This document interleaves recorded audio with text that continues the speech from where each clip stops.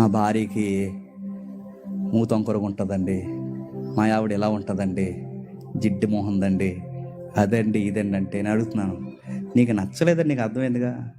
తను శుభ్రంగా చేసుకుని అందంగా ఆత్మీయంగాను భౌతికంగా తాను డిజైన్ చేసుకోవాల్సిన బాధ్యత ఎవరు చెప్పు? నీదే.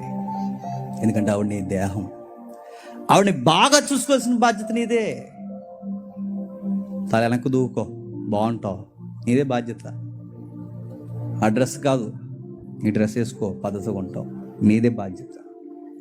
అది తినకో, ఆరోగ్యానికి మంచిది కదా, ఇది తిను, నీదే బాధ్యత. ఎండలో తిరక్కో, నీడకరా, నీదే బాధ్యత.